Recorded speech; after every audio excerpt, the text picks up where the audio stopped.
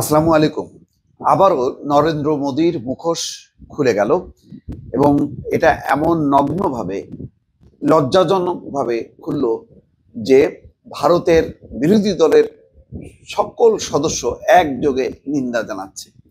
নিন্দা জানানোর মূল কারণ হচ্ছে সাম্প্রতিক সময় ইসরায়েল যে ভয়াবহ হামলা চালালো ইরানে এবং একই সঙ্গে যে ধারাবাহিকভাবে হামলা চালিয়ে যাচ্ছে হামাসকে লক্ষ্য করে গাজা এবং ফিলিস্তিনিদের উপর, সেই ব্যাপারে মোদি কখনোই ইসরায়েলের বিপক্ষে অবস্থান নেয়নি।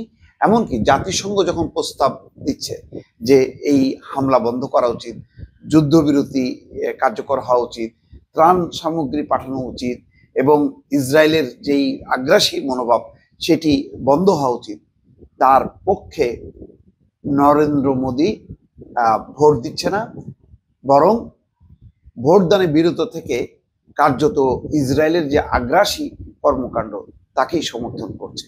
আর এই কারণে ভারতের অভ্যন্তরেই বিরোধী দল এখন সোচ্চার হয়েছে।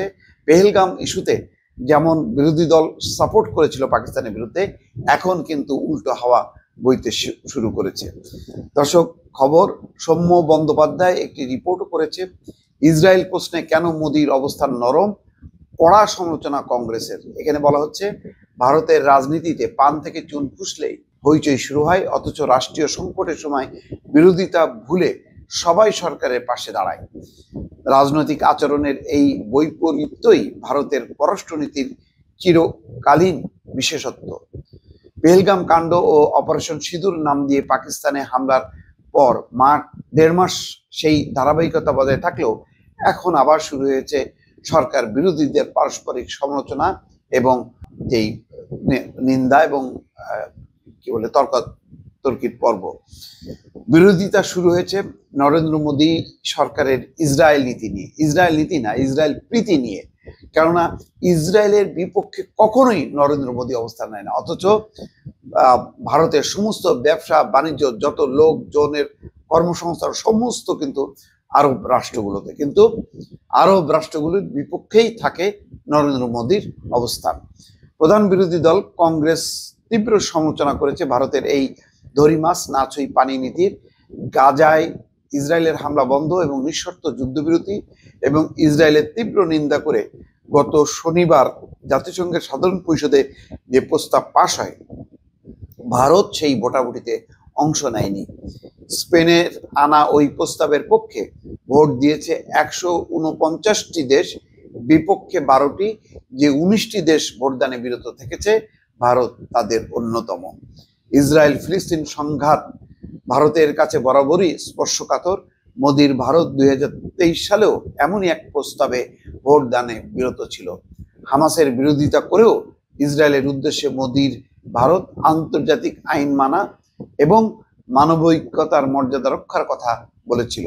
এবারও তেমনই এক প্রস্তাব উত্থাপন হলো সেই সময় যখন গাজা থেকে দৃষ্টি সরিয়ে ইসরায়েলের নজর ইরানের দিকে। ইসরায়েল ফিলিস্তিন সংঘাতের মতোই স্পর্শকাতর ইসরায়েল ইরান যুদ্ধ। এই যুদ্ধে ভারত শ্যাম রাখি না কুল এই নির্ণয় এখনো করতে পারেনি। আর এই সময় সমালোচনা তীব্র করে তুলেছে কংগ্রেস। প্রধান বিরোধী দলের সভাপতি মল্লিকার্জুন খাড়গে, কেরালার ওয়েনাডের সংসদ সদস্য প্রিয়াঙ্কা গান্ধী ভদ্র এবং কংগ্রেস মুখপাত্র জয়রাম রমেশ প্রত্যেকেই সরকারের মনোভাব এবং ভূমিকার সমালোচনা করে বলেছেন, বিশ্বগুরু হতে গেলে সাহসী হতে হয়, মানবিক কণ্ঠস্বর ফিরিয়ে আনতে হয়। খাড়গে বলেছেন, এখন এটা স্পষ্ট যে আমাদের পররাষ্ট্রনীতি টুকরো টুকরো হয়ে যাচ্ছে। পররাষ্ট্রমন্ত্রী ব্যর্থতা মোকাবেলায় প্রধানমন্ত্রীর উচিত উপযুক্ত সিদ্ধান্ত নেওয়া। তিনি জানতে চান, পশ্চিম এশিয়ায় যুদ্ধবিরতি এবং শান্তি আলোচনা নিয়ে ভারত তার চিরায়ত অবস্থান থেকে সরে এসেছে কিনা। খাড়গের মতো নরম সুরে সরকারকে বিদ্ধ করেনি প্রিয়াঙ্কা। ওয়েনাডের সংসদ সদস্য অনেক খোলাখুলি সমালোচনা করেছেন ভারত সরকারের। জাতিসংঘের প্রস্তাবে সমর্থন না জানিয়ে ভারতের ভোটদানে বিরত থাকার নীতি লজ্জাজনক এবং হতাশাজনক বলে মন্তব্য করে প্রিয়াঙ্কা এক্স হ্যান্ডেলে লিখেছেন, যেখানে 60,000 মানুষ ইতিমধ্যে মারা গেছে, যাদের মধ্যে বেশিরভাগ শিশু এবং নারী, যেখানে মানুষকে না খেতে দিয়ে হত্যাযজ্ঞ চালানো হচ্ছে সেখানে ভারত মৌন। ইরানকে টেনে এনে প্রিয়াঙ্কা লিখেছেন, ভারত শুধু নীরবই নয়,